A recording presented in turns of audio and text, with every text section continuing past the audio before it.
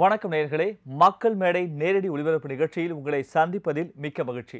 நேயர்களே, இன்றைய மக்கள் மேடை நிகழ்ச்சியை நாம் எடுத்துக்கொண்டிருக்கும் தலைப்பு, சமீப நாட்களாக, அதாவது கடந்த சில நாட்களாக சென்னை உயர்நீதிமன்றம் தமிழக அரசு மீது பல விஷயங்களில் கவனம் செலுத்த வேண்டி பல அறிவிப்புகளையும் பல உத்தரவுகளையும் பிறப்பித்துள்ளது. குறிப்பாக குடியிருப்பு பகுதிக்குள் டாஸ்மாக் கடை இயங்கக்கூடாது என சென்னை உயர்நீதிமன்றம் அதற்கு உத்தரவு தெரிவித்திருக்கு. குறிப்பாக 21 பேர் மதுக்கடை போராட்டத்திற்கு, மதுவுக்கு எதிரான போராட்டத்தில் ஈடுபட்டு அவர்கள் கைது செய்யப்பட்டார்கள். அந்த 21 பேரையும் வழக்கின்றி விடுவிக்க வேண்டும் என்று நீதிபதிகள் உத்தரவிட்டனர். அது மட்டுமல்லாமல் கடந்த சில நாட்களாக தமிழகம் எதிர்நோக்கி இருக்கிற, அதாவது நாளைக்கு நடைபெற இருக்கின்ற நீட் தேர்வு சம்பந்தமாக ஏன் தமிழகம் எதிர்கொள்ள தயங்குகிறது, அதற்கேற்ற ஆசிரியர் பயிற்சி மையங்களை ஏன் உருவாக்கவில்லை என பல்வேறு கேள்விகளையும் அது எழுப்பியிருக்கிறது. அது மட்டுமல்லாமல் சங்கரராமன் கொலை வழக்கில் எதிர்த்து ஏன் மேல்முறையீடு செய்யவில்லை என்ற கருத்தையும் பதிவு செய்திருக்கிறது நீதிமன்றம். அதே போல பல விஷயங்களை நீதிமன்றங்கள் தானாக முன்வந்து பல வழக்குகளையும் கூட எடுத்திருக்கிறது. இப்ப சென்னை திருமங்கலம் நேரு பூங்கா இடையே அந்த மெட்ரோ ரயில் ஏன் அது பணி முடிக்கப்பட்டும் ஏன் இன்னும் அது திறக்கப்படவில்லை என்ற கேள்வியும் எழுப்பியிருக்கிறது. அதே போல தமிழக அரசு இந்திய மருத்துவ கவுன்சில் விதிகளை பின்பற்ற வேண்டும் என்ற அறிவுரையையும் கொடுத்திருக்கிறது. இது போன்ற பல விஷயங்களில் நீதிமன்றம் தானாக முன்வந்தும் பல வழக்குகள் சார்பாகவும் பல உத்தரவுகளை தமிழக அரசு மீது தொடுத்திருக்கிறது. இது தமிழக அரசினுடைய கொள்கை முடிவுகளில் தலையிடுவதாக உள்ளதா? ஏனென்றால் கடந்த மாதம் நாம் ஒரு செய்தி பார்த்தோம். அதாவது சிறு குறு விவசாயிகளுக்கான கூட்டுறவு வங்கியில் வாங்கிய கடனை தமிழக அரசு தேர்தல் அறிக்கையில் தெரிவித்தது போல தள்ளுபடி செய்தது. ஆனால் அந்த வழக்கு திரு ஐயாக்கண்ணா அவர்கள் உயர்நீதிமன்றத்தில் தொடுக்கும் போது ஏன் சிறு குறு விவசாயிகளுக்கு மட்டும் அந்த கடன் தள்ளுபடி, பெரு விவசாயிகளுக்கும் கூட அந்த கடன் தள்ளுபடி செய்ய வேண்டும் என்று அரசினுடைய கொள்கை முடிவுகளில் கூட கை வைத்தது. இது போன்ற பல சம்பவங்கள் நடந்தேறி உள்ளது. இது சம்பந்தமாகத்தான் இன்றைய நமது மக்கள் மேடை நிகழ்ச்சியை நாம் விவாதிக்க இருக்கிறோம். நம்முடைய அரங்கிற்கு வந்திருக்கக்கூடிய விருந்தினர்களை முதலில் அறிமுகம் செய்து வைத்து விடலாம். அதிமுக அம்மா அணியின் சார்பாக அதனுடைய கூட்டணி கட்சியில் இருக்கக்கூடிய தமிழ் மாநில முஸ்லீம் லீக் கட்சியின் தலைவர் திரு ஷேக் தாவூத் அவர்கள் வந்திருக்கிறார். அவரை முதலில் வரவேற்போம். வணக்கம் சார். அடுத்து ஓய்வு பெற்ற முன்னாள் நீதிபதி திரு பரஞ்சோதி அவர்கள் வந்திருக்கிறார். அவரையும் வரவேற்போம். வணக்கம் சார். அடுத்து சட்ட பஞ்சாயத்து இயக்கத்தின் சார்பாக அதிலிருந்து திரு மணிவாசகம் அவர்கள் வந்திருக்கிறார். அவரையும் வரவேற்போம். வணக்கம். முதல்ல நான் திரு பரஞ்சோதி அவர்கள் கிட்ட போகலாம். சமீபமாக, அதாவது கடந்த சில நாட்களாக, இதுக்கு முன்னாடி கூட நம்ம பார்த்துருக்கோம், ஆனால் கொஞ்சம் நீதிமன்றத்தினுடைய செயல்பாடு கொஞ்சம் வேகமாக இருப்பது போல ஒரு தோற்றம். பல விஷயங்களில் தொடர்ச்சியாக பல அறிவிப்புகள் வந்து கொண்டே இருக்கு.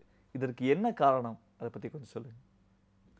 முதலில் இது நீதிமன்றத்திலிருந்து வருவதாக தாங்கள் கூறுகிறீர்கள். உண்மையில் அவ்வாறு கிடையாது. இருதரப்பு வழக்குகள் வரும்பொழுது ஒரு தரப்பான அரசு தரப்பில், முக்கியமாக நீங்கள் கவனித்தீர்கள் என்றால், அரசு தரப்பு ரெஸ்பாண்டண்டாக இருப்பார்கள், அதாவது எதிர்கட்சியாக இருப்பார்கள். அவர்கள் ஒரு விஷயத்தில் மனு தாக்கல் செய்திருக்கும் பொழுது நீதிபதி அவர்கள் அதை பற்றி அரசு தரப்பில் கேட்கும்பொழுது சரியான பதில் எதுவும் வரவில்லை என்றால், அரசு தரப்பிடமிருந்து அது ஏன் வரவில்லை, ஏன் அந்த விளக்கங்கள் அளிக்கவில்லை, மனுவுக்கு ஏற்ற விளக்கங்களை அளிக்கின்ற கடமையை ஏன் அந்த துறை செய்யவில்லை என்பது கேட்பது வழக்கமான ஒன்று. அவ்வாறு கேட்டால்தான் நியாயம் பிறக்கும். நியாயத்தை செய்ய வேண்டிய திராசை கையில் பிடித்துள்ள நீதிபதி அந்த திராசு தட்டு சமமாக இருப்பதற்கு இடையூறாக இருக்கின்ற அரசு துறையை தட்டி எழுப்புகின்ற கடமை உள்ளது. இல்லை, அங்கதான் ஒரு கேள்வி எழுது. அதாவது தமிழக அரசு பலவீனமாக இருக்குன்னு பல தரப்புல இருந்தும் பல்வேறு கருத்துக்கள் முன்வைக்கப்படுகிறது.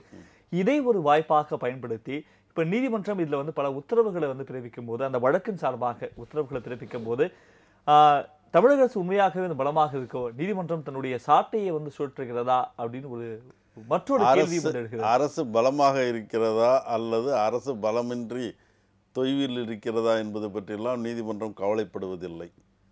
அவர்கள் அங்கே கூறுகின்ற பொழுது எதிர்த்தரப்பில் அரசுக்கு எதிராக வழக்கு தொடுப்பவர்கள் இந்த காரியங்களை அரசாங்கம் செய்யவில்லை என கூறுகின்ற பொழுது அதற்கு காரணங்களையும் அரசு தரப்பில் அவர்களுடைய பிரச்சனையைத்தான் கவனித்து கொண்டிருக்கிறார்கள், ஆகவே மக்கள் பிரச்சனையை கவனிப்பதில்லை. நீதிமன்றத்திலிருந்து இந்த மனு தாக்கல் செய்து இத்தனை நாட்களாகிறது, நீதிமன்றம் அரசாங்கத்திற்கு நோட்டீஸ் வந்தும் இத்தனை நாட்களாகி அரசு தரப்பு அதிகாரிகளும் பதில் தரவில்லை, அரசு துறையிலிருந்து எந்த பதிலும் வரவில்லை, இதையெல்லாம் அரசு தன்னுடைய செயலிழந்த நிலையை காட்டுகிறது வாதிடும் பொழுது அந்த வாதத்திற்கான பதிலாக அரசு தரப்பை தேவி இன்னும் அவர்கள் நீங்கள் எல்லாம் வலுயிழந்து இருக்கிறீர்கள் என்று கூறுகிறார்களே, உண்மையில் அரசாங்கம் வலுயில்லற்ற அரசாங்கமாக உள்ளதா என நீதிபதி கேட்கத்தான் செய்வார். முதலில் நீதி பரிபாலனத்தை பற்றி நாம் புரிந்து கொள்ள வேண்டும். நீதிபதிகள் ஒன்று எந்த வழக்குள்ளதோ அந்த வழக்குக்கு அளிக்கின்ற தீர்ப்பின் முறைகள் எவ்வாறு உள்ளதுன்னு அதற்கு அந்த ரிசல்ட் என்பார்கள். அதுக்கு ரேஷியோ டிசிடென்டி என்று பெயர். ஒரு வழக்கில் அந்த வழக்கு பற்றிய செயல்படுத்தக்கூடிய தீர்ப்பு என்பதற்கும் அந்த தீர்ப்பை முன்மாதிரியாக மற்ற தீர்ப்புகளில் இதர நீதிமன்றங்கள் பயன்படுத்துவதற்கும் ஏதுவாக அளிக்கப்படுகின்ற அந்த உத்தரவுகள் ரேஷியோ டிசிடென்டி என்று பெயர். வழிகாட்டுதலுக்கும் ஒரு வழக்கை எடுத்து நடத்தும் பொழுது அந்த வழக்கில் சரியான ரேஷியோ டிசிடென்டிக்கு வருவதற்காக சில நடைமுறைகளை கடைபிடிப்பார்கள். அதற்கு ஒபிட்டர் டிக்டா என்று பெயர். அந்த ஒபிட்டர் டிக்டா வகையில் நீதிபதிகள் அப்பொழுது வழக்கில் இடையில் அதை இருதரப்பையும் மாற்றி மாற்றி கேள்விகள் எழுப்பும் பொழுது அவர்கள் கூறுகின்ற வரிகள் அந்த வழக்கை எந்த திசையில் செலுத்தி எவ்வாறு தக்க பரிகாரத்தை அடைய முடியும் என்பதற்காக கூறப்படுகின்ற வார்த்தைகள் அது செயல்பாட்டிற்கு வராது. அது செயல்பாட்டிற்கு வருவதல்ல. அது அந்த வழக்கை பொறுத்தவரை நமக்கு ஒரு வழிகாட்டுதல், அதாவது ஒரு காம்பஸ் என்று நாம் எந்த திசையில் அந்த வழக்கில் எந்த ரேஷியோ டிசிடென்டி என்ற அந்த முடிவை நாம் எவ்வாறு செய்வதற்கு உகந்ததாக இருக்கும் என்பதற்கு வழிகாட்டுதலாக அந்த ஒபிட்டர் டிக்டாக்கள் பயன்படுத்தப்படுகின்றன. ஆகவே நாம் என்ன செய்கிறோம் என்றால் ஒபிட்டர் டிக்டாவை பெரிதாக கருதி கொண்டு அது நீதிபதி சொல்லிவிட்டார், உத்தரவு போட்டு விட்டார் என்பதெல்லாம் அல்ல. அந்த வழக்கில் இறுதியாக அந்த ஒரு உத்தரவை போடுவார், அதுதான் செயல்பாட்டுக்கு வரும். இது அந்த உத்தரவை அடைவதற்காக கடைபிடிக்கின்ற கேள்விகளை நாம் உத்தரவாக கருதக்கூடாது. ஓகே, உங்களுடைய முதல் பதிவாக எடுத்துக்கிறேன். நம்ம தொடர்ந்து திரு ஷேக் தாவூத் அவர்கிட்ட போகலாம். இப்போ அவர் நடுவில் சொல்லும்போது ஒரு சில வார்த்தைகளை பயன்படுத்தினார். ஒரு சில சொற்களை பயன்படுத்தும் போது உங்களுக்குள்ளே இருக்கக்கூடிய பிரச்சனையை நீங்கள் தீர்த்து கொள்வதிலே உங்களுடைய கவனம் போகுது. அதனால பொதுநல பிரச்சனையில் இல்லை மக்களுடைய பிரச்சனையில் இல்லை அரசு சம்பந்தமான பிரச்சனையில் நீங்கள் கவனம் செலுத்தலை அப்படிங்கிற காரணத்துக்காக நீதிமன்றம் தானாக கூட சில விஷயங்களை எடுத்துக்குதோ அப்படிங்கிற மாதிரி சில கருத்துக்களை பதிவிட்டார். உங்களுடைய முதல் பதிவு. அதாவது இப்போ அந்த கொஞ்ச காலமாக மக்களுக்கும் அதிக விழிப்புணர்வு இருக்கு. நம்ம கடந்த காலங்களில் நீங்க போய் பார்த்தீங்கன்னு சொன்னா ஒரு 20 வருடங்களுக்கு முன்னால, ஒரு 15 வருடங்களுக்கு முன்னால, இல்லை ஒரு 10 வருடங்களுக்கு முன்னால நீங்க போய் பார்த்தீங்கன்னா மக்களுக்கு இந்த அளவுக்கு விழிப்புணர்வு இல்லை, மக்களுக்கு இந்த அளவு செய்திகளும் போய் சேர்றது இல்லை. அதாவது நாட்டு நடப்பு, இப்போ ஒரு நீதிமன்றத்தில் நடக்கக்கூடிய ஒரு செய்தியாக இருக்கட்டும், இல்லை ஒரு சட்டமன்றத்தில் நடக்கக்கூடிய செய்தியாக இருக்கட்டும், இல்லை ஒரு கட்சிகளில் நடக்கக்கூடிய செய்தியாக இருக்கட்டும், அது மிகைப்படுத்தப்பட்டும் சரி, இல்லை அது சிறுமைப்படுத்தப்பட்டும் சரி, பல வழிகளில் இன்று மக்களுக்கு சென்றடையக்கூடிய வழிகள் நிறையா இருக்குது. அவங்கவுங்க கையிலேயே அவங்களுக்கு அந்த கிடைக்கக்கூடிய ஒரு நிலை இருக்குது.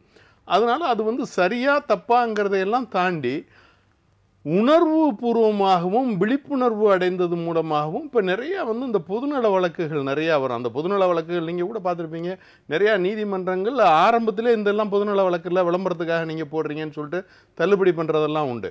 இப்போ அதையும் தாண்டி சில வழக்குகள் எடுத்துக்கொள்ளப்படுது. அதாவது நிறையா போடுறத வழக்குகள்லாம் நீதிமன்றம் எடுக்கிறதில்ல, சில வழக்குகள் எடுத்துக்கொள்ளப்படுது. அப்படி இந்த எடுத்துக்கொள்ளக்கூடிய இந்த வழக்குகளில் ஐயா அவர்கள் நீதிபதி அவர்கள் சொன்னதை போல, முன்னாள் நீதிபதி அவர்கள் சொன்னதை போல சில இப்போ நம்ம பேசிக்கிட்டு இருக்கும்போது கூட சில விளக்கங்களை ஒருத்தருக்கு ஒருத்தர் நம்ம பேசுவோம். அதாவது இப்படி இருந்தால் அது சரியாக இருக்கும், அது அப்படி இருந்தால் சரியாக இருக்கும் அப்படின்னா அது நீதி ஆகாது.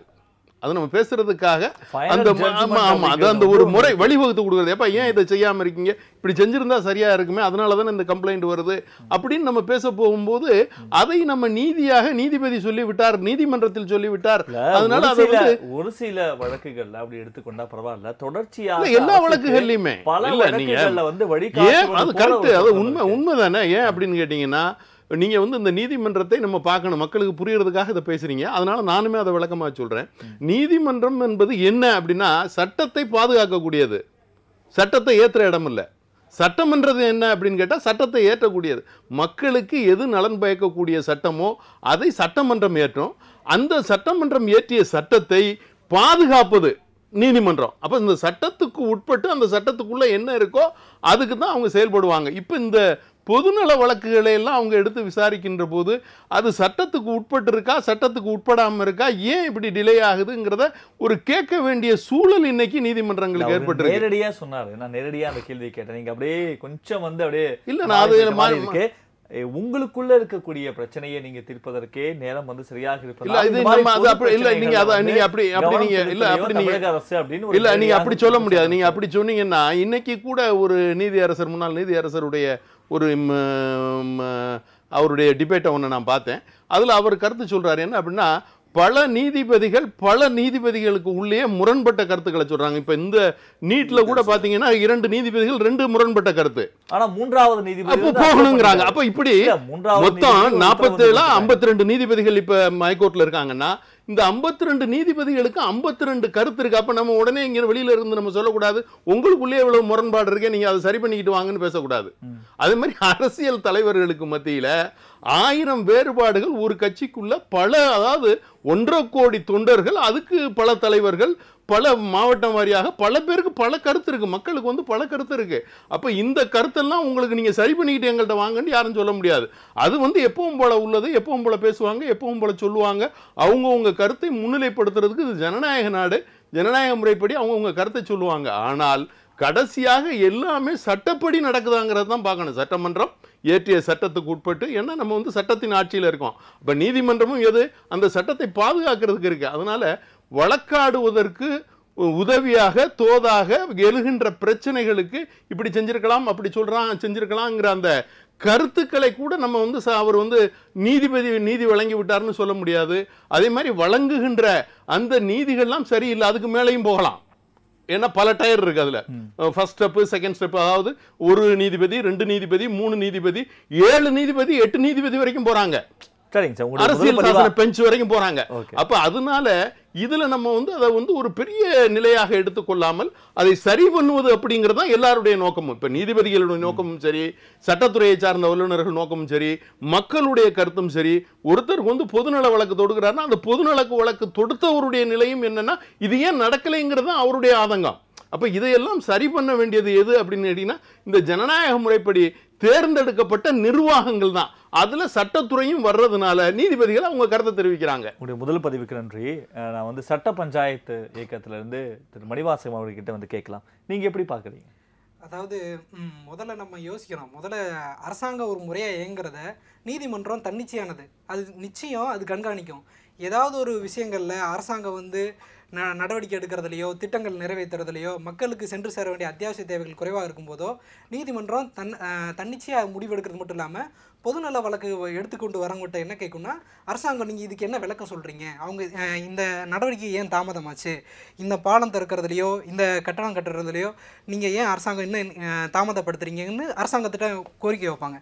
அரசாங்கம் தன்னுடைய விளக்கங்களை கொடுக்குறப்ப அதை வந்து சரியாக டிஃபெண்ட் பண்ணி கொடுக்கணும். அதாவது என்னென்னா, இந்த காரணத்துக்காக நாங்கள் தள்ளி வச்சுருக்கோம். இப்போ நீங்கள் மறைந்த முதல்வர் எடுத்துக்கிட்டிங்கன்னா ஒவ்வொரு அவதூறு வழக்காக இருந்தாலும் அவங்க ஹைகோர்ட்டுக்கு சுப்ரீம் கோர்ட் வரைக்கும் அவங்க பாயிண்ட் எடுத்துகிட்டு போய்கிட்டே இருப்பாங்க. ஆனால் நீங்கள் இப்போ இருக்கிற கவர்மெண்ட்டை நீங்கள் கவனிச்சிங்கன்னா வாதங்களை வைக்கிறதுக்கே திணறாங்க. எந்த வாதங்களை அவங்க வந்துட்டு எதிர்கட்சியோ ஆளுங்கட்சியோ வேறு ஆளுங்கட்சியில் இன்னொரு பிரிவு இருக்குது உங்களுக்கு தெரியும், அந்த கட்சி மாற்று கருத்தில் எடுத்துகிட்டு போயிடுவாங்களோன்னு பயப்படுறாங்க. ஒரு கருத்தை முன்வைக்கிறதுக்கே வாதங்களை அரசாங்கம் கோர்ட்டில் முன்வைக்கிறதுக்கே பயப்படுறாங்க. ஸோ அதனால தான் இந்த பிரச்சனை வருது. மேற்கொண்டு மதுக்கடை முக்கியமாக இப்போ நம்ம பேசிக்கிட்டு அரசு தரப்பில் வந்து வாதங்களை முன்வைக்கிறதுக்கே வந்து தயங்குறாங்கன்னு எப்படி சொல்கிறேன்? எப்படி நான் சொல்கிறேன்னா, இப்போ வந்துட்டு குடியிருப்பு பகுதிகளில் இப்போ வந்துட்டு அரசாங்கம் வந்து வைக்கக்கூடாது அப்படின்னு சொல்கிறாங்க. இவங்க வந்துட்டு டிஃபெண்ட் பண்ணலாம். அதாவது வந்துட்டு நெடுஞ்சாலைகளில் மட்டும்தான் இத்தனை சுற்றுலாவில் தான் கடை வைக்கக்கூடாதுன்னு உத்தரப்பட்டிருக்காங்க. குடியிருப்பு பகுதியிலேருந்து நாங்கள் ஒதுங்கி தான் வைக்கிறோம், இது குடியிருப்பு பகுதிகள் அவங்க தவற மனு கொடுக்குறாங்க அப்படின்றத நிரூபிக்க முயற்சி பண்ணல. சொன்னா மக்களுடைய அபிமானத்தை வந்து அவங்க எப்படி பெறுவாங்க? அதுதான் இப்ப பல இடத்துல மாணவர்கள் போராடல, இளைஞர்கள் போராடல, ஆண்கள் வந்து போராடல, பெண்கள் வந்து ஒவ்வொரு இடத்துலயும் போராடுறாங்க. உண்மைதாங்க. வாக்களிக்கக்கூடிய அவர்களுடைய வாக்கு அப்படிங்கிறது மிக முக்கியமான ஒரு தரப்பு. அதனால கண்டிப்பா. அவர்களை எதிர்த்து நீதிமன்றத்துல கண்டிப்பா, நாங்க கண்டிப்பா. குடியிருப்புல வைப்போம், ஸ்கூலுக்கு பக்கத்துல வந்து வைப்போம் அப்படின்னு வந்து சொல்வது வந்து சரியாகுமா? இல்ல நான் என்ன சொல்றேன்னா, சரியாகுமான்றதை விட கவர்மெண்ட் வந்துட்டு இப்ப 3000 கடையை நீங்க மூடிட்டீங்கன்னா, நாங்க வந்து கவர்மெண்ட் வந்து பொறுமையா இந்தந்த பகுதியில நாங்க வச்சிருக்கோம் அப்படின்ற முடிவு எடுத்துட்டு தான் கவர்மெண்ட் அங்க வாதங்களை முன் வைக்கணும்.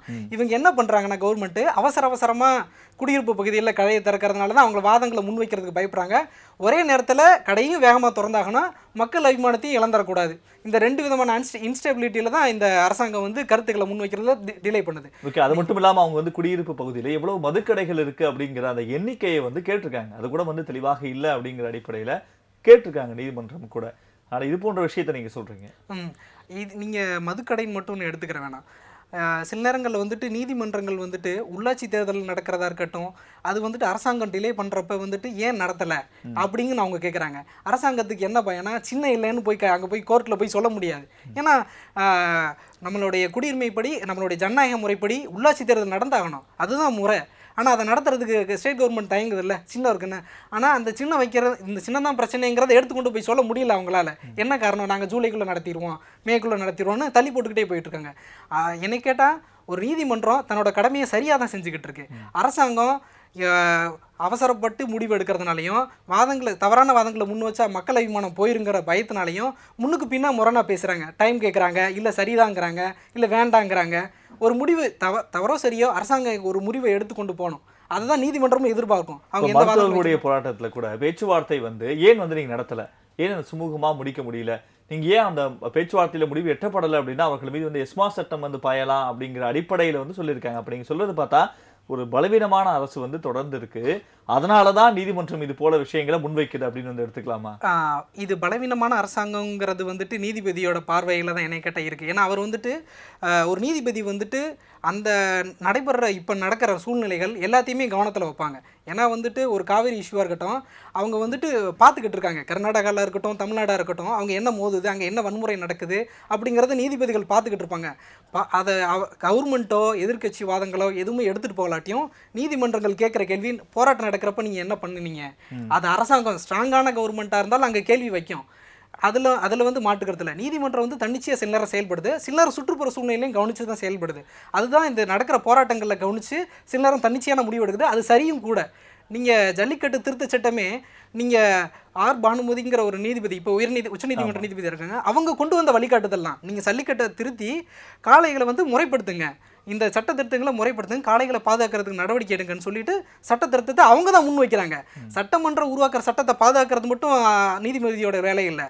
தேவைப்பட்டால் சட்டங்கள் இது தேவைப்படும் அப்படின்னு சொல்லிட்டு மாநில அரசை அடுத்த கட்டத்துக்கு நகர்த்தி கொண்டு போகிறதும் நீதிமன்றத்தோட நடவடிக்கை ரொம்ப முக்கியமா இருக்கு. ஓகே, உங்களுடைய முதல் பதிவுக்கு நன்றி. திரு பழஞ்சோதி சார் நிறைய விஷயங்களை வந்து ஒரு படபடன்னு வந்து சொன்னாரு. இப்போ நான் கேட்பது நீதிபதிகளுடைய கண்ணோட்டம் வந்து எப்படி இருக்கும்? நம்ம நீதிபதிகளையோ அவர்கள் அளித்த உத்தரவுகளையோ நீதிபதிகளை நம்ம தனிப்பட்ட முறையில் விமர்சனம் செய்யல, ஆனா அந்த உத்தரவுகளுக்குள்ள வந்து எந்த மாதிரியான ஒரு கான்ட்ரவர்சி இருக்கு, அது வந்து ஏற்றுக்கொள்ளக்கூடியதா, அது அரசுக்கு எப்படி இருக்கு, மக்களுக்கு எப்படி இருக்கு அப்படிங்கிற விஷயத்தை தான் நம்ம கொண்டு போகணும்னு நினைக்கிறோம். இப்போ நீதிபதிகளுடைய பார்வை வந்து எப்படி இருக்கும்? அது நீதிபதிகளின் பார்வை, எந்த வழக்கு அவர்கள் முன்னிலையில் வருகிறதோ அந்த வழக்கில் இருதரப்பிலும் என்னென்ன கருத்துக்களை தெரிவிக்கிறார்களோ அந்த தெரிவிக்கின்ற கருத்துகளுக்கு எதிர்த்தரப்புகள் எப்படி பதில் அளிக்கின்றன, நியாயமாக அளிக்கின்றன, தவறாக அளிக்கின்றன, அல்லது பதிலை அளிக்காமல் தவிர்க்கின்றன, அல்லது திசை திருப்பும் வகையில் வேறு பதில்களை அளித்து நீதியின் போக்கையை மாற்றுவதற்கு முயல்கின்றன போன்ற பல வழிமுறைகளை கடைபிடிப்பார்கள். அவற்றையெல்லாம் கண்டித்து ஒழுங்குபடுத்த வேண்டியதும் நீதி பரிபாலனத்தில் முக்கியமான அம்சமாகும். இதில் நீங்கள் உதாரணத்துக்கு சொல்ல வேண்டுமென்றால், எப்படி அரசு நடைமுறையில் ஒழுங்காக நடப்பதில்லை என்பதற்கு பிரசன்னா என்ற ஒரு வழக்கு உங்களுக்கு குறிப்பிட்டீர்கள். அவர் எதிராக நடந்த வழக்கு. அதில் வந்து அந்த வழக்கில் தாயார் மரணமடைகிறார். தாயார் மரணமடைந்து அவர் அந்த இறுதிச் சடங்குக்கு செல்ல வேண்டிய நிலைமை. இதை அரசாங்கம் தன்னிச்சையாக ஒரு ஜனநாயக அரசு சட்டத்தில் உள்ள வழிமுறைகள் படி உள்துறையானது உடனடியாக அவருக்கு பரோல் வழங்கி அவருக்கு தாயாரின் இறுதிச் சடங்கில் கலந்து கொள்வதற்கு சூழ்நிலையையும் வாய்ப்பையும் ஏற்படுத்தி கொடுக்க வேண்டிய கடமை அரசாங்கத்தினுடைய உடையது. சட்டத்தை கடைபிடிக்காமல், சட்டத்தில் கூறப்பட்ட வழிமுறைகளையும் செய்யாமல், ஒரு தாயின் சாவுக்கு கூட ஒருவரை சென்று பார்க்கக்கூடாத அளவுக்கு அதை தடை செய்யும் பொழுது நீதிமன்றம் தலையிடாமல் என்ன செய்யும்? இல்ல நீங்க சொல்ற தனி மனிதனுடைய இல்ல அது கொஞ்சம் சுதந்திரத்தை டீடைலா நான் வந்து சொல்லணும் அப்படின்னு நினைக்கிறேன். இப்ப பிரசன்னா கூட வந்து கைதானவங்க 21 பேர். இப்ப அவர் வந்து அவருடைய தாயினுடைய இறப்புக்கு வந்து போகணும் அப்படின்னா அந்த ஒருவரை மட்டும் நீங்க வந்து விடுவித்திருக்கலாம். அதற்காக மதுக்கடைக்கு எதிராக போராடியவர்கள் மீது வந்து ஏன் வந்து வழக்கு தொடுக்கணும் அப்படின்னு ஒரு கேள்வியை நீதிபதிகள் சரியாக கேட்டுள்ளார் என்றுதான் நான் இல்ல கூறுவேன். அப்படி ஒரு கேள்வி வந்து எழுப்புறாங்க அப்படின்னா ஏன் மதுக்கடைக்கு எதிராக போராடியவர்களை கைது செய்ய வேண்டும் அப்படின்னு ஒரு கேள்வி கேட்கிறாங்கன்னா, இப்ப அங்க போராடுகிற இடத்துல ஏதாவது ஒரு அசம்பாவிதம் நடக்கும்போது ஏன் வந்து காவல்துறை அவர்களை கட்டுப்படுத்தல அப்படின்னு அடுத்த கேள்வியும் நீதிமன்றம் தான் கேட்கும். சரியான கேள்வி. மதுக்கடை திறப்பதற்கு முன்பாக மதுக்கடை திறப்பதற்கு கடைபிடிக்க வேண்டிய சட்டதிட்டங்களை கடைபிடித்து அதற்கான நோட்டிஃபிகேஷன்கள் எல்லாம் கொடுத்து, இந்த இடத்தில் தான் மதுக்கடை திறக்கப் போகிறோம், இந்த இடத்தில் உங்களுக்கு குடிமக்களுக்கு ஆட்சேபனை உள்ளதா, பள்ளிக்கூடங்கள் உள்ளதா போன்ற விவரங்களையும் தெரிவித்து திறக்க வேண்டியது. அதற்கு முறையான லைசன்ஸுக்காக அப்ளை செய்து அவர் டாக்மாக இருந்தால் கூட தடாரென்று திறக்க முடியாது. லோக்கல் பாடியில் சென்று லைசன்ஸ் எல்லாம் ஒழுங்காக வாங்கி பொதுமக்களுக்கும் சாலைக்கும் இடைஞ்சல் இல்லாமல் எப்படி ஒரு தனி மனிதன் ஒரு கடையை திறப்பதற்கு என்னென்ன முறைகளை கடைபிடித்து லைசன்ஸ் வாங்கிறானோ, டீ கடையை திறப்பதற்கு என்னென்ன கடைபிடிக்க வேண்டுமோ அதை எல்லாம் கடைபிடிக்காமல், எதுவும் செய்யாமல், போலீஸுக்கும் தெரிவிக்காமல் திடீரென்று ஒரு சாராய கடையை திறப்பார்கள் குடிகாரர்களுக்கு வசதியாக. அதை சட்டப்படி செய்யவில்லை, இந்த இடத்தில் நீங்கள் எங்கள் கருத்தை கேட்கவில்லை, தவறு, அரசாங்கம் தவறு செய்வதை சுட்டிக்காட்டத்தான் இந்த மக்கள் செய்கிறார்கள். முதலில் தாய்மார்கள் ஓட்டுக்காக அரசாங்கம் பயப்படுகிறது என்று கூறினீர்கள். தாய்மார்கள் எதற்கு பயப்படுகிறார்கள் என்றால், எதிர்கால சந்ததியும் தங்கள் குடும்பமும் பாழாகி விடக்கூடாது, இந்த நாடு பாழாகி விடக்கூடாது என்று தாய்மார்கள் கருதுகிறார்கள். ஆகவேதான் அரசாங்கம் முறையான சட்டத்தை கடைபிடிக்காத போது அதை தட்டி கேட்கின்ற மக்களை கைது செய்கின்ற உரிமை அரசாங்கத்துக்கு இல்லை என்பதை சுட்டிக்காட்டித்தான் சட்டத்தை கடைபிடிக்க வேண்டியது தனி மனிதன் மட்டுமல்ல, அரசாங்கம். நீங்கள் திருடன் சட்டத்தை கடைபிடிக்காமல் உங்கள் பாக்கெட்டிலிருந்து திருட முயல்கிறான் ஒரு கத்தியை காட்டி, அவனை தடுக்கும் அளவிற்கு உங்களுக்கு சட்டத்தில் உரிமை உண்டா இல்லையா? அதைத்தான் இந்த தாய்மார்கள் போராட்டம், திடீரென்று திருட்டுத்தனமாக அரசாங்கம் செய்யும் காரியங்களுக்கு எதிர்க்கிறார்கள்.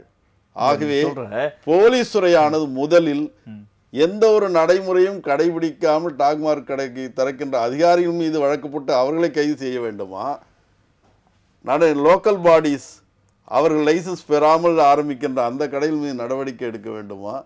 அதை விட்டுவிட்டு சட்டத்தை மீறி இந்த இடத்தில் எங்கள் பகுதியில் வந்து இவ்வாறு செய்யாதீர்கள் என்று சொல்கின்ற மக்களை கைது செய்ய வேண்டுமா? நீங்க கேட்கறதுல எனக்கும் சில கேள்விகள் இருக்கு. அந்த உத்தரவு அப்படிங்கிறது வாய்மொழி உத்தரவாகத்தான் வந்தது.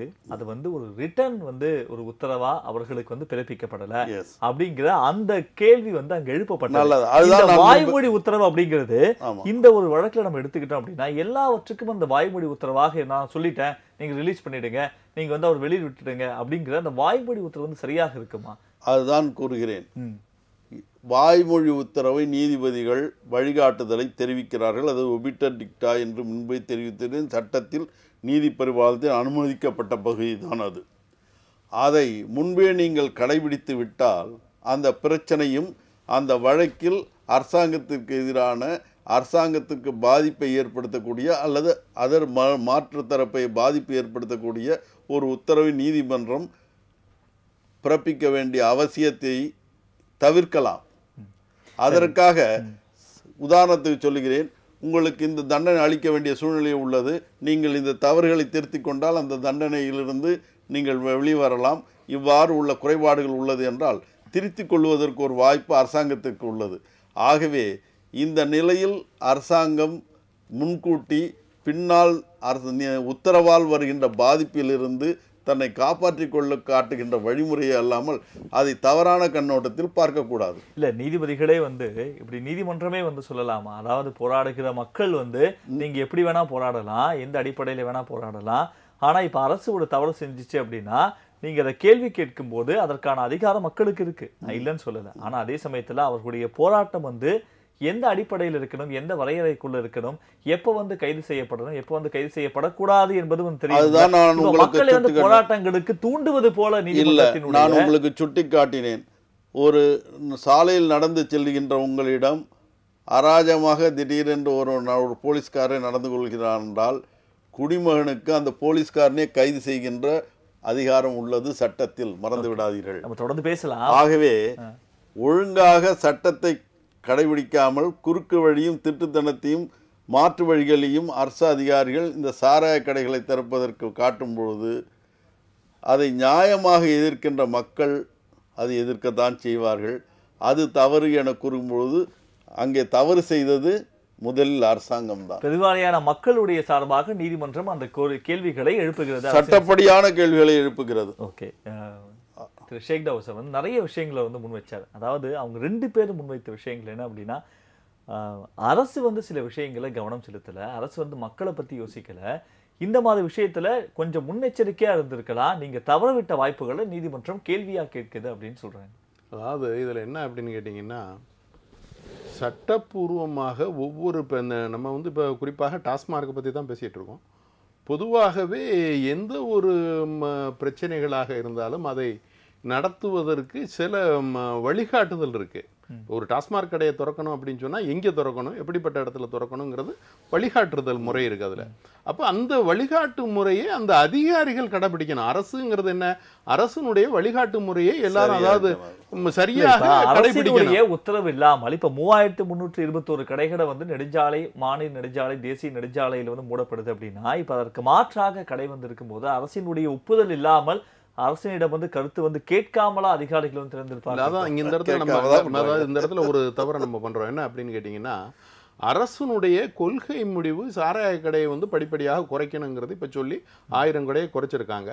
அடுத்தபடியாக திடீர்னு வந்து இந்த மாநில ஹைவேல இருக்கிற எல்லா கடைகளும் மூடணும்னு உச்சநீதிமன்றம் ஆர்டர் போட்டாங்க. இப்போ ஆர்டர் போட்டவொன்னா அப்போ அந்த கடைகளை எல்லாம் மாற்று இடம் பார்த்து வைங்க அப்படிங்கிறது தான் அரசனுடைய நிலையாக இருக்கும். இப்போ அதிகாரிகள் என்ன பண்ணணும் அப்படின்னு கேட்டிங்கன்னா, அந்த அதிகாரிகள் அந்த பகுதியில் அந்த வட்டத்தில் உள்ளவங்க என்ன பண்ணணும்னா, அவங்களுக்கு கொடுத்துருக்க அந்த கைட்லைன்னு சொல்லக்கூடிய அவங்களுக்கு அந்த வகுக்கப்பட்ட எப்படி இடங்களில் வைக்கணுங்கிற அந்த வகுக்கப்பட்ட நியதிப்படி இந்த கடைகளை ஆரம்பித்திருந்தால் இந்த பிரச்சனைகளுக்கு இடமே இல்லை. அப்போ அதிகாரிகள் அவசர கோலத்தில் அள்ளி தெளித்ததாக எதையாவது செஞ்சுட்டா இந்த மாதிரி பிரச்சனைகள் வருது. அதுவும் குறிப்பாக இப்போ கொஞ்ச காலமாகவே நான் முதல்ல சொன்னேன் உங்களுக்கு, மக்கள் மத்தியில் அதிக விழிப்புணர்வு ஏற்பட்டிருக்கு. இதை வந்து நம்ம வந்து இந்த மதுக்கடையாக மாத்திரம் நினைக்கக்கூடாது. எல்லா விஷயங்களுக்குமே மதுக்கடை மாத்திரம் இதில் வந்து இப்போ குறிப்பிட்டு நம்ம எடுத்துக்கொள்ள முடியாது.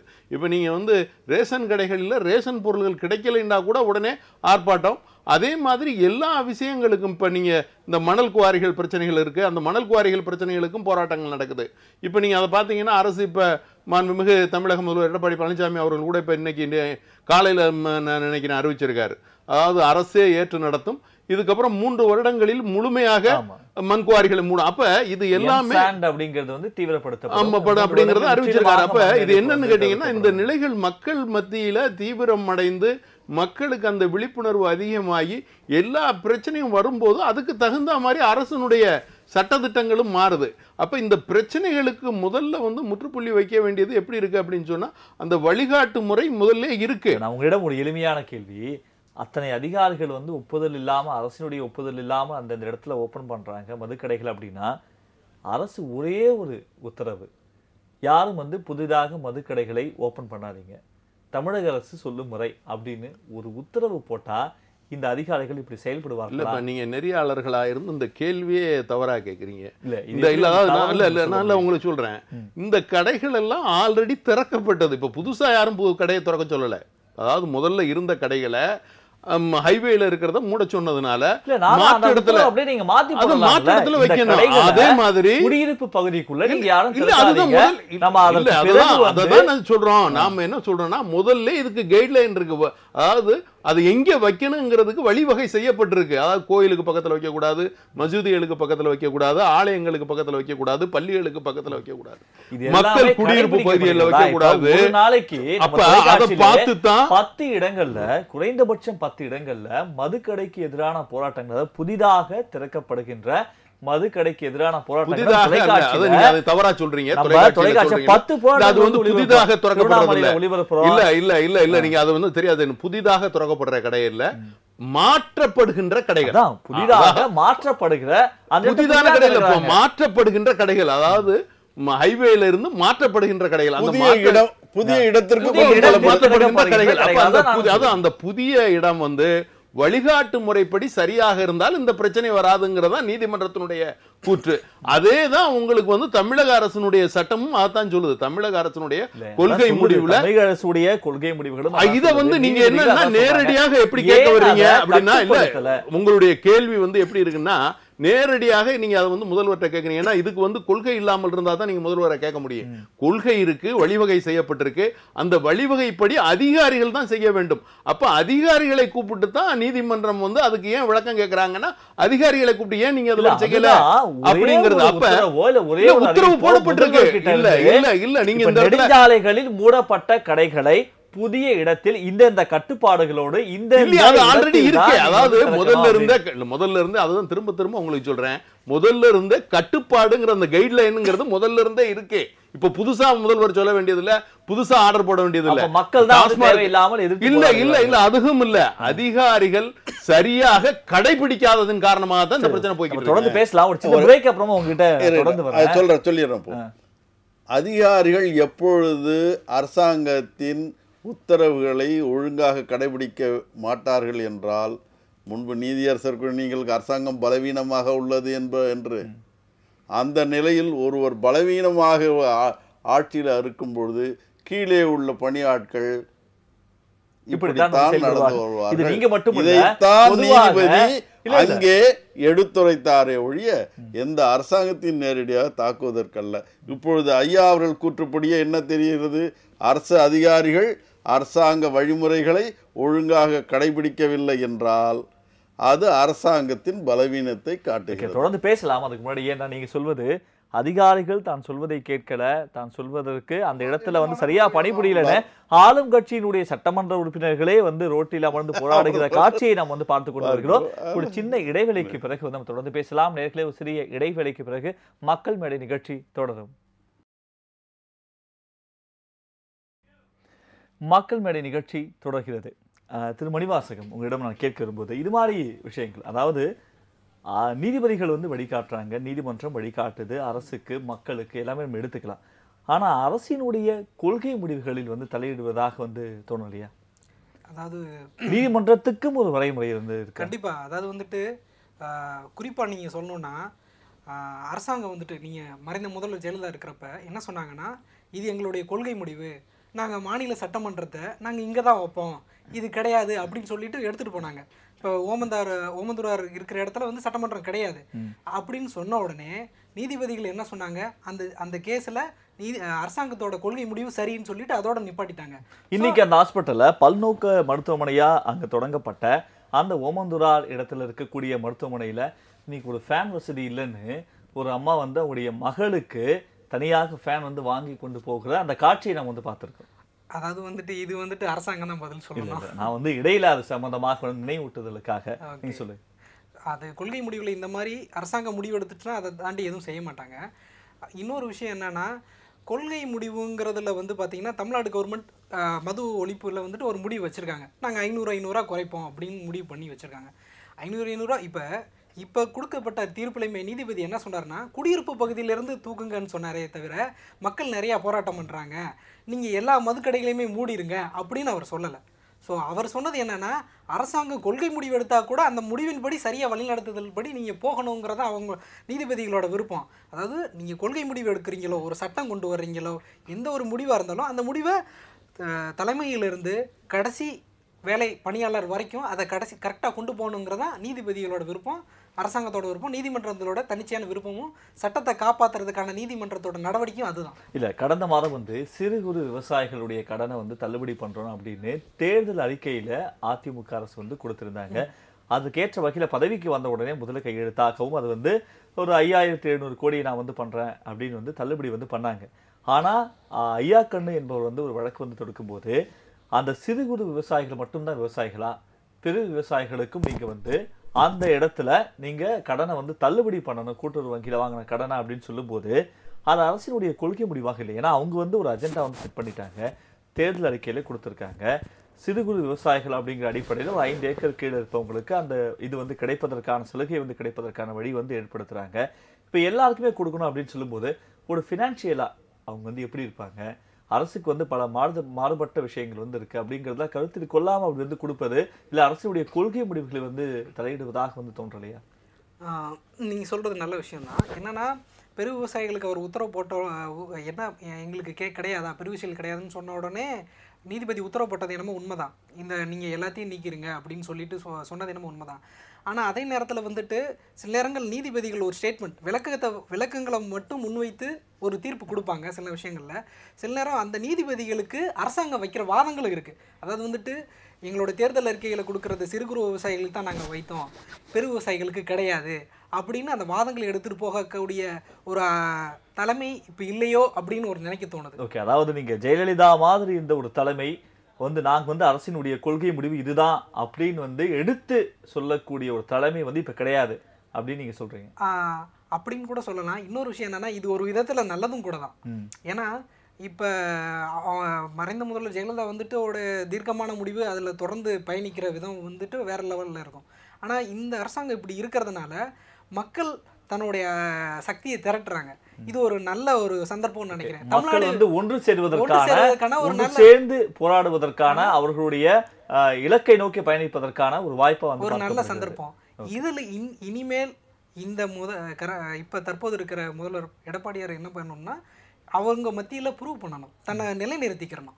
அப்படி சொன்னால் மட்டும்தான் அவர் வந்துட்டு நான் செய்கிறேன் அப்படின்னு உத்தரவு போட்டாங்கன்னா மக்கள் அதை அமைதியாக பொறுத்து காத்திருப்பாங்க. அந்த ஒரு எமர்ஜிங்கான ஒரு லீடர் வர்றது வரைக்கும் இந்த பிரச்சனைகள் தொடரும். மக்கள் நம்ம தான் இதை எடுத்து செய்யணுமோ, அரசாங்கம் இதாக இருக்கோ அப்படின்னு ஒரு பயம் இருக்கும். மக்களுக்கு பயம் வர்றதுக்கு இன்னொரு காரணமும் இருக்குது. நீங்கள் அரசாங்கம் வந்துட்டு உள்கட்சி பிரச்சனையில் மோதிக்கிட்டு இருக்கிறது கூட மக்களுக்கு ஒரு பயத்தை உருவாக்குது.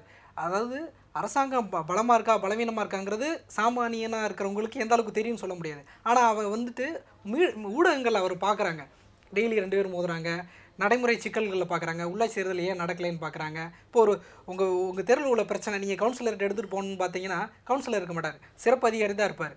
ஸோ சிறப்பு அதிகாரிகிட்ட எப்படி கொண்டு போக முடியும்னு சொல்ல முடியாது. ஏன்னா அரசியல்வாதிகளுக்கு ஈக்குவலாக பவர்ஃபுல்லாக ஒர்க் பண்ண முடியாது. ஆனால் இப்படிலாம் நிறைய விஷயங்கள் இருக்கிறதுனால தான் நடைமுறையிலே பல சிக்கல்கள் இருக்குது. இதுக்கு வந்து அரசு வந்து ஒரு காரணம். அதாவது அரசு வந்து ஆட்சியை வந்து தக்க வைத்துக் கொள்வதே பெரிய விஷயமாக இருக்கும்போது மக்களிடம் அது போன்ற கருத்துக்களை நீதிமன்றத்தில் வந்து அது போன்ற வாதங்களையே வைப்பது வந்து கொஞ்சம் சிரமம்னு சொல்றீங்க. சிரமம். ஓகே, நான் உங்ககிட்ட திரும்பி வரேன். அதுக்கு முன்னாடி நீங்க சொல்லுங்க சார். விடம் கேட்ட அதே கேள்விதான். கொள்கை முடிவுகள் வந்து கொள்கை முடிவுகள் இப்பொழுது கூறுகிறேன். கொள்கை முடிவுகள் என்று அறிவிக்கும் பொழுது அது அனைத்து குடிமக்களுக்கும் சமமான சட்ட முறைகளில் இருக்க வேண்டும், ஆப்ஜெக்ட்ஸ் என்று கூறுவார்கள். இப்பொழுது சிறு குறு விவசாயிகளுக்கு எந்தெந்த காரணங்களை கூறி கடனை தள்ளுபடி செய்வதற்கு காரணங்களை அரசாங்கம் தெரிவிக்கிறதோ அந்த காரணங்கள் இதர விவசாயிகளுக்கும் பொருந்தும் பொழுது அதே கஷ்டத்தை நானும் அனுபவித்துக் கொண்டிருக்கிறேன். அரசாங்கம் எங்களிடையே வேறுபாடு காட்டி ஒரு சிலருக்கு மட்டும் தன்னுடைய பொறுப்பை குறைவாக எடுத்துக்கொண்டு தன்னுடைய மற்றவர்களுக்கு செய்ய வேண்டிய கடமையிலிருந்து தட்டி கழிக்கிறது என்ற நிலையில் அந்த வழக்கை நிரூபித்த பிறகுதான் நீதிமன்றம் உத்தரவு போட்டது என்பதை மறந்துவிடக்கூடாது. என்பது அவர்களுக்கு மட்டும் கிடையாது, ஒரு அரசு கொள்கை என்பது. இப்பொழுது உதாரணத்துக்கு மழை வரவில்லை, மழை பொய்த்து விட்டது என்பது எங்களுக்கு தெரியும். அனைத்து விவசாயிகளுக்கு தானே மழை பொய்த்து விட்டது. காவிரியில் தண்ணீர் இல்லை, ஒரு சொட்டு தண்ணீர் கூட காவிரிக்கு விவசாயிக்கு இல்லை. அது எல்லா விவசாயிக்கும் தானே இல்லை. இதைத்தானே அரசாங்கம் காரணமாக சொல்லி சிறு குறு விவசாயிகள் என கூறி குறைந்த பணத்தை மட்டும் கொடுத்து தன்னுடைய பொறுப்பில் இருந்து தப்பித்து கொண்டு இதர விவசாயிகள் எல்லாம் கஷ்டப்படலாம் என கூறும்பொழுதும் நிலையில் ஒரே நிலையில் உள்ள சமநிலையில் உள்ளவர்களிடையே வேறுபாடு காட்டுகின்ற நிலையை நீதிமன்றத்தில் தெரிவிக்கும் போது அரசாங்கத்தில் தகுந்த விளக்கம் அளிக்க இயலாத போதுதான் அந்த உத்தரவுகள் வந்தது. எனவே இது கொள்கையில் தலையிடுவதாக இல்லை, நீங்கள் அறிவித்த கொள்கையை ஒழுங்காக கடைபிடிக்கவில்லை, சமநிலையில் கடைபிடிக்கவில்லை என்பதை சுட்டிக்காட்டுகின்ற உத்தரவு. கொள்கை முடிவுகளில் நீதிமன்றம் தலையிடுவதில்லை. ஆனால் அந்த கொள்கை முடிவுகள் அரசியலமைப்பு சட்டத்திலும் அந்த கொள்கைக்காக இயற்றப்பட்ட சட்டத்திலும் மற்றும் சமநோக்குடன் அதை அனைவருக்கும் முறையாக பயன்படுத்துவதும் நிலையில் நீதிமன்றம் தலையிடாது. ஆர்டிகல் 14, 16 எல்லாம் இருக்குது. எல்லாரையும் சமமாக வச்சு தான் அந்த திராசை அளக்க வேண்டும். நீங்கள் அரசாங்கம் பாகுபாடு காட்டும் பொழுது நீதிமன்றம் தலையிடும் போது அதை கொள்கை முடிவாக கூறைய நம்ம நீதிபதிகளை நம்ம குறிப்பிட்டு சொல்லலை. ஆனாலும் பல விஷயங்கள், அதாவது சீமை கருவேல மரங்களை தமிழகம் முழுவதிலும் பல மாவட்டங்களில் உடனடியாக அகற்றணும். அப்படி அகற்றவில்லை என்றால் அதை அகற்றி அதற்கான தொகையை நீங்க கொடுக்கணும், சொந்த இடத்துக்கு சொந்தமானவர்கள் அரசுக்கு கொடுக்கணும் அப்படின்னு சொல்லப்பட்டது. இப்போது அந்த உத்தரவு என்னானது? சீமை கருவேல மரங்களை நீங்கள் அகற்ற தேவையில்லை, அப்படியே அந்த உத்தரவு தடை செய்யப்பட்டிருக்கு. இப்போ இது போல பல விஷயங்கள் முதலில் அறிவிக்கப்படுவதும் பின்பு இது போல அந்த உத்தரவு அடுத்த நிலைக்கு கொண்டு போக இயலாததுமான ஒரு சூழ்நிலை நீதிமன்றத்தில் கூட பார்க்க முடியுதுல்ல. சீம கருவேலை மரங்களை அகற்ற வேண்டும் என்ற காரியத்தில் கருத்து வேறுபாடு உண்டா? இல்லை. அதை சில மாவட்ட ஆட்சியாளர்கள் ஒழுங்காக நடத்தினார்களா இல்லையா? உண்மை. ஒரு சில மாவட்ட ஆட்சியாளர்கள் அதை ஒழுங்காக செயல்படுத்தவில்லை. இல்ல, மீண்டும் ஏன் அந்த தடை ஆகவேதான் தடை. முன்னுக்கு பின்னான ஒரு முரணான இது நம்மளால பார்க்க முடியும். இங்கே சில தென் மாவட்டங்களில் ஒழுங்காக கடைபிடிக்கும் போது வட மாவட்டங்களுக்கு அதில் கட்சிக்காரர்களாக சேர்க்கப்படவில்லை என்ற நிலை இருந்தது. டெக்னிக்கலி அதில் சில ஃப்ளாக்கள், அது மதுரையில் உள்ள உயர்நீதிமன்றத்தின் சென்னை உயர்நீதிமன்றத்தின் கிளையால் பிறப்பிக்கப்பட்ட உத்தரவில் அரசாங்கத்தின் ரெஸ்பாண்டன்ட்டுகள் தென் மாநிலத்து மாவட்ட ஆட்சியாளர்களாக இருந்தனர். இந்த பகுதியில் சேர்க்கப்படவில்லை. அவ்வாறு இருக்கும்பொழுது மேலே அப்பீலுக்கு வரும்பொழுது அதற்கு டெக்னிக்கல் ஃப்ளாவின் காரணமாக எல்லாவற்றையும் சமமாக கருதுவதற்கும் அதில் உள்ள சட்ட நுணுக்கங்கள் படி தவறு இல்லாமல் வருவதற்காக அந்த வழக்கை விசாரிக்கும் பொழுது காரியங்களில் ஒரு தடை உத்தரவு பிறப்பித்துவிட்டு பிற்பாடு அதை நிவர்த்தி செய்து தடை உத்தரவு விளக்குவதா அல்லது தடையை தொடர்ந்து செய்வதா என்பதும் அதில் தனி மனிதர்களுடைய சுதந்திரம் பாதிக்கப்படுகிறதா என்பதையெல்லாம் நீதிமன்றங்கள் பல கோணத்தில் அதை அணுக வேண்டிய சூழ்நிலை உள்ளது. ஆகவே அது ஒரு இடத்திற்கு மட்டும், ஒரு இடத்தில் எல்லாம் செய்தார்களா இல்லையா என்றால் செய்துள்ளார்கள். மறு இடத்திற்கு இவர்கள் கட்சிக்காரர்களாகவே சேர்க்கப்படாத டெக்னிக்கல் ஃப்ளா வந்தது. ஆகவே அது மேலே வரும்பொழுது தனி மனித சுதந்திரம் பாதிக்கப்படுகிறது என்ற பிரச்சனை எல்லாம் வரும்பொழுது தடை விதிக்கப்படுவது நியாயம்தானே. இதற்கு மேலும் ஒன்று சொல்ல வேண்டும்.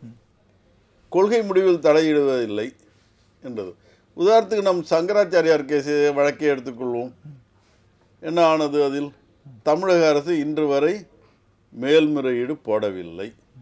இதைத்தானே நீதிபதி கேட்கிறார். இல்ல, நீதிபதியிடம் பேசியதாக, அதாவது யார் அந்த வழக்கில் ஈடுபட்டார்களோ நீதிபதியிடம் தன்னை விடுவிக்க பேசியதாக தொலைபேசி செய்திகள் பத்திரிகைகளில் வெளியானது. அது ஒரு வழக்காகவும் பொழுது உள்ளது. அந்த வழக்கு வரும்பொழுது அந்த வழக்கின் சாராம்ச பிரச்சனை என்ன? அந்த வழக்கை தொடுத்தது யார்? தமிழக அரசு தானே. ஏன் மேல்முறையீடு செய்யல? தமிழக அரசு மேல்முறையீடு செய்யவில்லை. அதற்கு பதிலாக என்ன? பாண்டிச்சேரியிலிருந்து மேல்முறையீடு முறையாக செய்யப்படவில்லை. மேல்முறையீடு மனு மட்டும் போடப்படுகிறது. காலதாமதத்திற்கு limitation petition, delay excuse petition போடாமல் பாண்டிச்சேரி அரசாங்கத்தால் மனு செய்யப்படுகிறது. ஏனென்றால் அந்த மனு இல்லாவிட்டால் இந்த மனு தள்ளுபடியாகும் என்பது சட்ட நுணுக்கம் அறிந்தவர்களுக்கு தெரியாதா? அப்பொழுது தங்கள் வசதிக்காக சட்டத்திலிருந்து போடுவதும் தப்பிக்க வைப்பதற்கு வழிமுறைகளை செய்து கொடுப்பது போல் சட்டத்தை பயன்படுத்துவதை நீதிபதி கண்டிக்காமல் யார் கண்டிப்பது? சரி, தொடர்ந்து நான் உங்ககிட்ட வரேன். அதுக்கு முன்னாடி பல ஒரு வாதங்களை, ஒரு அழுத்தமான வாதங்களை ஏன் வந்து தமிழக அரசு வைக்கல அப்படின்னு வந்து கேள்வி எழுப்புறாங்க. இப்ப முன்னாள் முதலமைச்சர் டாக்டர் ஜெயலலிதா அவர்கள் இருந்தபோது வைக்கப்பட்ட அழுத்தமான வாதங்கள், அதாவது இது அரசினுடைய கொள்கை முடிவு, இதில் எந்த மாற்று கருத்தும் இல்லை அப்படின்னு வைக்கப்பட்ட அந்த மாதிரியான வாதங்களை ஏன் இப்போது தமிழக அரசு வைக்கல அப்படின்னு சொல்றாங்க. இது ஒரு பக்கம் இருந்தாலும் கூட இப்போ அண்ணா நூலகத்தை வந்து ஏன் வந்து திறக்கல, அதற்கு அனுமதி கொடுக்கலன்னு பல முறை வந்து நீதிபதி இன்னைக்கு திறக்கணும், அடுத்த மாதம் திறக்கணும், அடுத்த மாதம் அதற்குள்ள நீங்கள் வந்து திறக்கணும் அப்படின்னு பல்வேறு உத்தரவுகளை வந்து போட்டது. அது இன்னும் எந்த ஸ்டேஜில் இருக்குன்னு தெரியாது. அதே போல ஹெல்மெட் விஷயத்தை வந்து கொண்டு போறாங்க, நீதிபதிகள் உத்தரவு போடுறாங்க. அந்த நீதிபதிகளை போட்ட உத்தரவு இன்றைக்கு எந்த அளவுக்கு கடைபிடிக்கப்படுகிறதா இல்லை காற்றில் விடப்படுகிறதா அப்படிங்கிறது தெரியாது. சாலை ஓரத்தில் இருக்கக்கூடிய அந்த சாலை ஓரத்தில் இருக்கக்கூடிய அந்த நடைபாதைகளுக்கு எந்த அளவுக்கு வந்து வழி இருக்கு, யார் வந்து ஆக்கிரமித்திருக்கிறார்கள் அப்படின்னு வந்து நீதிபதிகளை உத்தரவு போட்டா அந்த உத்தரவு எங்க இருக்குன்னு தெரியாது. நீர்நிலைகளை ஏன் ஆக்கிரமித்து அந்த இடங்கள் வந்து இது போல வீடுகளாகவோ இல்லை ஒரு அலுவலகத்திற்கோ வந்து ஒப்படைக்கப்பட்டது அப்படின்னு கேட்டா அதற்கான உத்தரவு இருக்காது. ஒரு நீர்நிலைகளை ஏன் வந்து பராமரிக்கல அப்படின்னு சொன்னா அதற்கான ஒரு பதிலும் வந்திருக்கா. இது போல எண்ணற்ற குற்றச்சாட்டுகள் வந்து தமிழக அரசு மீது தொடர்ச்சியாக வைக்கப்படுகிறது.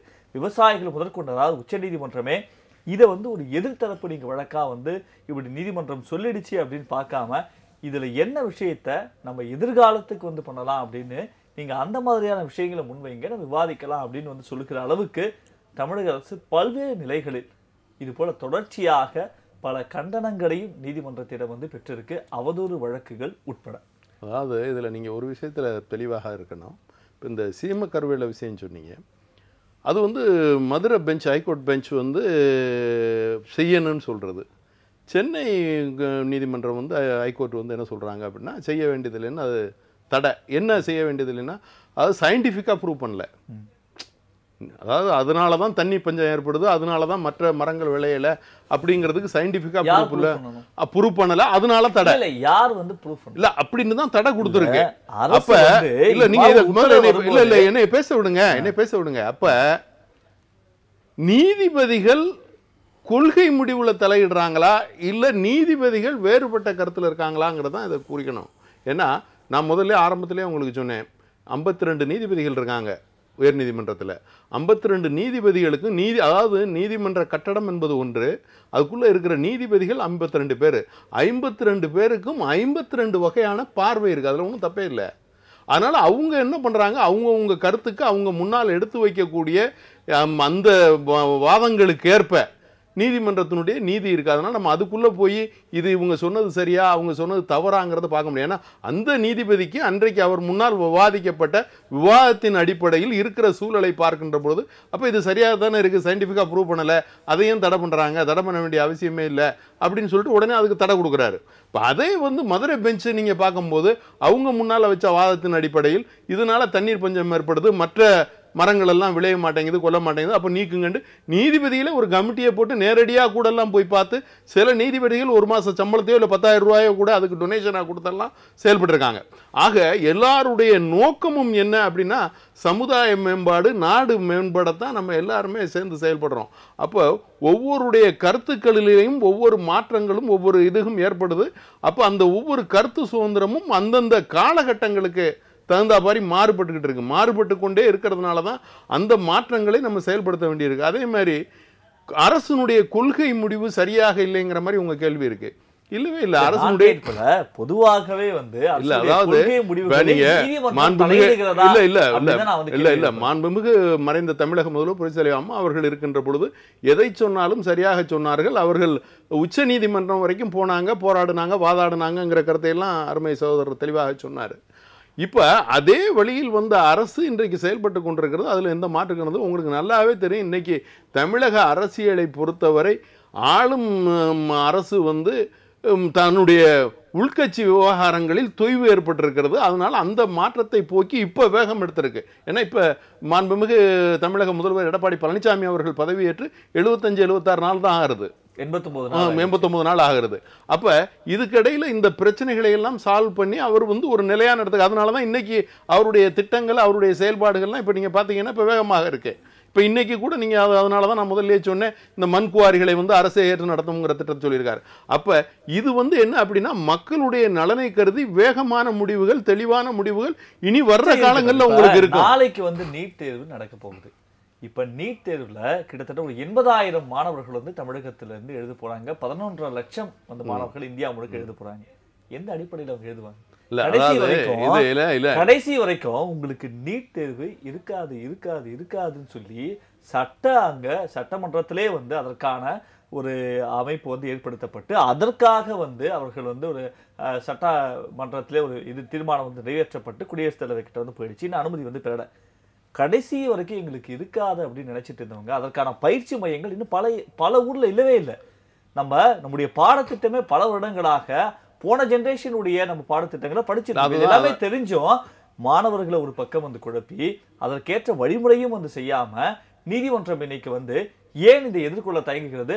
ஆசிரியர்களை அந்த அளவுக்கு நீங்க தயார்படுத்தல, ஆசிரியர் பயிற்சி மையங்கள் அந்த அளவுக்கு வந்து தரமானதாக இல்லை அப்படின்னு ஒரு குற்றச்சாட்டு சொல்ற வகையில வந்து ஏன் இருக்கு? இல்லை, அதாவது இதுல தான் நம்ம புரியணும் என்னன்னு கேட்டீங்கன்னா, எல்லா ஊடகங்களும் சரி, எல்லா பகுதிகளிலும் சரி, அதையும் குறிப்பாக மத்திய அரசினுடைய நோக்கம், இறுதி கருத்தோட முடிச்சிருக்கேன், மத்திய அரசினுடைய நோக்கம் எப்படி இருக்குன்னு கேட்டீங்கன்னா, தமிழகத்துல பயிலக்கூடிய மாணவர்கள் வந்து அதாவது சரியான பயிற்சி இல்லாதவர்கள்ங்கிற ஒரு கருத்தை உருவாக்குறதுக்கு மத்திய அரசு முயல்வதாகத்தான் நான் கருதுறேன். இந்த கல்வி என்பது தமிழக அரசினுடைய கட்டுப்பாட்டில் இருக்கு, மத்திய அரசினுடைய கங்கரன்ஸ் லிஸ்ட்லையும் இருக்கு, தமிழக அரசினுடைய லிஸ்ட்லையும் இருக்கு. அதனால தேவைப்படும் போது அவங்க எடுத்துக்கிறாங்க, தேவைப்படும் போது எக்ஸாம் கொண்டு வர பார்க்குறாங்க, அந்த மாதிரி மாற்றி பண்ணுறாங்க. அதே மாதிரி உலக அளவில் தமிழக டாக்டர்கள் வந்து இன்னைக்கு இப்போ இருக்காங்க, தேர்ச்சி பெற்றவர்களா, நுண்ணறிவு பெற்றவர்களா, அதே மாதிரி நீங்க எல்லா விஷயங்கள்லயும் கூட ஆராய்ச்சியாளர்களா, விஞ்ஞானிகளா, பாடத்திட்டத்துல படிச்சவங்க, இதுல படிச்சவங்க தான், இதுல படிச்சவங்க அரசு பள்ளியில படிச்சவங்க 37 பேர் தான்